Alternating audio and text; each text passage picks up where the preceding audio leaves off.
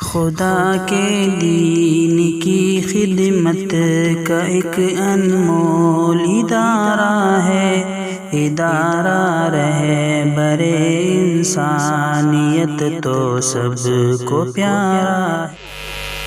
بھائی جیسے اس محرم کے مہینے میں جو روزہ رکھنا تھا روزہ تو رکھیں گے نہیں، ہم مسلمانوں کو اپنی اہل و عیال پر وسعت کرنا چاہیے، رزق کے اندر اچھا کھانا بنانا چاہیے، کثرت عبادت ہونی چاہیے، تو ان کاموں کو نہیں کریں گے۔ رکشے پر، ساکیل پر، ٹھیلے پر ڈال کر کے بس چلے جائیں گے تعزیہ بنا کر کے۔ اب بتائیے اگر کوئی آدمی تعزیہ بناتا ہے، اس کے ارد گرد چکر لگاتا ہے، تو کیا فرق رہ گیا ایک مورتی پوجنے والے کے بیچ میں اور ایک تعزیے کے پیچھے چکر لگانے والے میں؟ What is different? What is different between both person and who is running around the تعزیہ؟ گھوڑا گھاٹ کیا فرق ہے؟ کوئی اگر پتھر کو تراش کر مورتی کو پوچھتا ہے تو and we are saying، ہم یہ کہتے ہیں، ہم یہ کہہ دیتے ہیں کہ you are a کافر، you are a disbeliever، you are a pagan، کہ تم کافر ہو، تم مشرک ہو۔ کیوں؟ کیونکہ تم مورتی کو پوجتے ہو کہ جو کہ بے جان ہے، ان کے سامنے مقدس پیشانی کو جھکاتے ہو۔ اور کچھ پڑھے لکھے ہوتے ہیں تو وہ کہتے تھے اندنت مہاپریوشنتی سمبھوتی مپاستی تتوبھویئی ویوتی تمویو سمبھوتی آمرتا۔ بے جان چیز کو پوجتے ہو، نرک میں چلے جاؤ گے، یہ منتر تمہیں کہہ رہا۔ وہ کہتا کیوں؟ کہتا اس لیے کہ ایکو دیوہ سرو بھوتیشو گوڑہ، دیو ایک ہے، پرماتما ایک ہے، ایک کی پوجا کیوں نہیں کرتے؟ تو اگر وہ پوچھ لے کہ تمہارا بھی خدا ایک ہے، قل هو اللہ احد اللہ الصمد لم یلد ولم یولد ولم یکن له کفوا احد، جب تمہارا اللہ ایک ہے تو تم اس تعزیے کے پیچھے کیوں منت مانگتے ہو، کیوں چکر کاٹتے ہو، کیوں پریکرما کرتے ہو، کیوں طواف کرتے ہو؟ What's reason? ان اللہ علی کل شیء قدیر، دیو مہان بسر دیامان وہ اللہ ہے۔ وہ جب خود کہتا ہے ادعونی، مجھے پکارو، میرے پاس آ جاؤ، جسٹ کلوز می، میرے پاس آ جاؤ، کال می، مجھے پکارو، میں تمہاری ضرورت پوری کروں گا، استجب لکم۔ اللہ خود کہہ رہا ہے، جب شی ایم صاحب خود کہیں کہ آؤ میرے پاس فنڈ لینے کے لیے میں تمہیں دے دوں گا، تو مکھیا member M L A M Ps کے گھر کے چکر لگانے کی کیا ضرورت ہے؟ ایسے ہی جب اللہ خود کہتا ہے کہ we are giving you، I am giving you definitely with myself، میں خود تمہیں دینا چاہتا ہوں، میں دینے والا ہوں، تو تم کسی اور کو بیچ میں واسطہ بنا کر کیوں لاتے ہو؟ اتعبدون ما تنحتون، ایسی چیز کی عبادت کرتے ہو جس کو تم نے اپنے ہاتھوں سے بنایا ہے۔ کوئی فرق نہیں رہ جائے گا ایک مورتی پوجنے والے میں اور ایک تعزیہ پوجنے والے ایک مسلمان میں۔ ہماری کمی ہے، ہماری خامی ہے جو ہم قرآن کریم کو لٹکا دیتے ہیں، طاق پر رکھ دیتے ہیں، شریعت کو اٹھا کر پھینک دیتے ہیں، تب جا کر اس پر کوئی قانون بنتا ہے تو اس کے بعد ہم چیختے ہیں کہ ہمارے قرآن کے خلاف، ہماری شریعت کے خلاف مولانا قانون بنا دیا گیا۔ ہم عمل نہیں کریں گے تو قانون نہیں بنے گا تو کیا بنے گا؟ پرمیشن دی جائے گی اس پر عمل کرنے کی۔ ذرا سوچنے کا مقام ہے میرے مسلم بھائیوں، کتنے سارے خرافات موجود ہیں ہمارے درمیان میں، ہمارے بیچ میں، جو ہم لوگ کرتے ہیں، ان کو ختم کرنے کی کوشش نہیں کرتے۔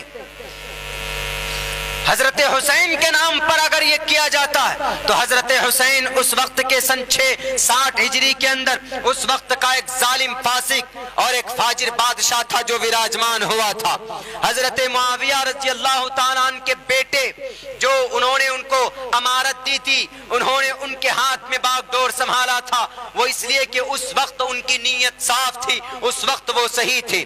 لیکن جب حکومت آ جاتی ہے، جب ہاتھ میں پیسے آ جاتے ہیں، جب پاور ہاتھ میں آ جاتا ہے تو اس وقت پھر آدمی نشے میں دھت ہو جاتا ہے، ظلم و ستم کرتا ہے، لوگوں کو پریشان کرتا ہے۔ وہی ہوا یزید کے ساتھ، ان کے ہاتھ میں جب حکومت آ گئی، ان کے ہاتھ میں جب پردھان منتری کا سرٹیفکیٹ دے دیا گیا، نشے کے اندر چور ہو گیا، طاقت کے نشے میں۔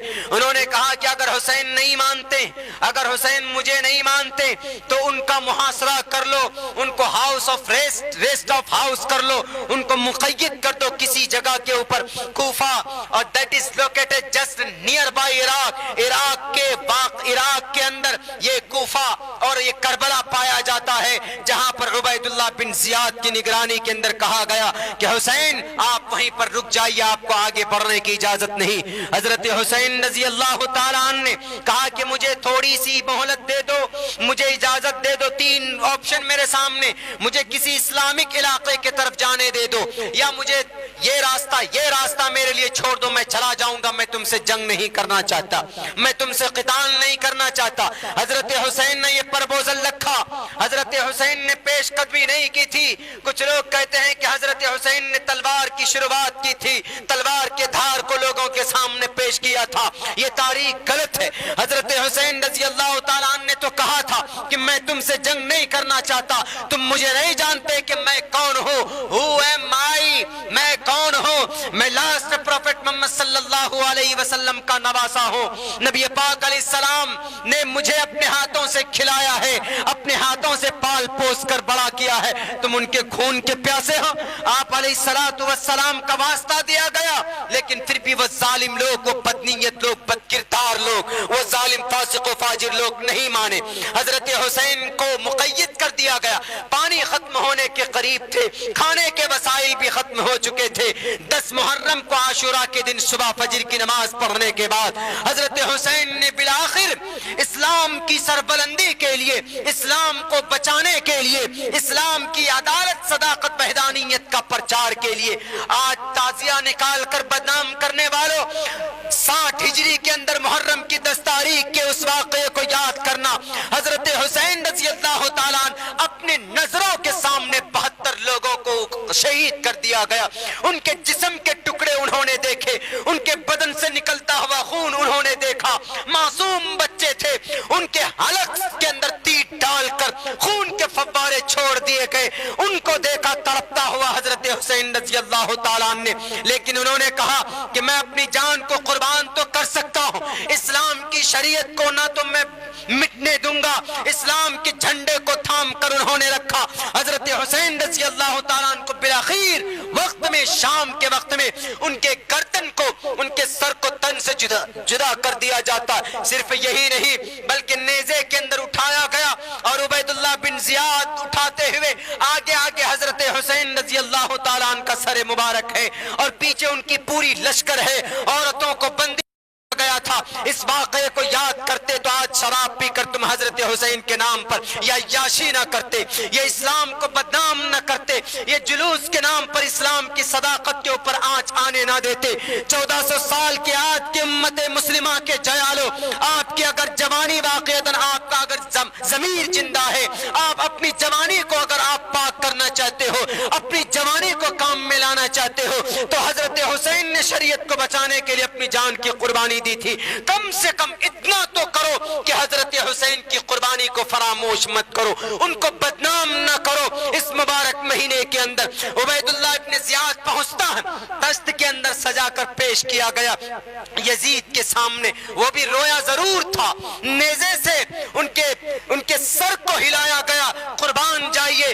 72 لوگ قربان کر دیے گئے، پھانسی کے پھندے پر لٹک گئے، جسم کے ٹکڑے کروا لیا، لیکن اسلام کا جھنڈا بلند تھا، رکھا، مر گئے، لٹ گئے، لیکن اسلام کا جھنڈا انہوں نے گرنے نہیں دیا۔ آج ہم مسلمان کیا کرتے؟ اس وقت میدان میں فجر کی نماز پڑھی گئی، تہجد کی نماز پڑھی گئی حضرت حسین کی امامت کے اندر۔ آج میرے مسلم جوانوں، ہماری جوانی کہاں پر ہے؟ ہماری پوری طاقت کہاں پر ہے؟ آج یا تو ہم جلوس کے پیچھے کچھ ہمارے جوان چلے جاتے ہیں، ڈھول بجانے کے پیچھے چلے جاتے ہیں، یا تو کچھ جوان ایسے جو واٹس ایپ، فیس بک کے اندر اور انسٹاگرام کے اندر اور ٹیلی گرام کے اوپر اپنی جوانی کو تباہ کر دیتے ہیں، الٹی سیدھی ویب سائٹ پر پہنچتے ہیں، پورن ویڈیوز دیکھتے ہیں اور اپنی جوانی کو تباہ کر ڈالتے ہیں۔ کبھی نماز پابندی سے ہم نہیں پڑھتے۔ The نماز to pray offer salah in 5 times a day. There are 5 pillars of Islam. اسلام کے 5 ستون ہیں، 5 پلر ہیں اسلام کے، ان میں سے ایک نماز ہے ایمان کے بعد۔ بتائیے کتنے مسلمان ہم نماز پڑھتے ہیں؟ جب ہم نماز نہیں پڑھیں گے، ایسے وقت میں جب آزادی ہے پوری نماز پڑھنے کی، اللہ ایسے ماحول کو پیدا کر دے گا کہ آپ کو نماز پڑھنے کی بھی اجازت نہیں دی جائے گی۔ اس ملک ہندوستان کے اندر سچویشن ایسا ہی بنا دیا گیا۔ ادارہ رہے برے انسانیت تو سب کو پیارا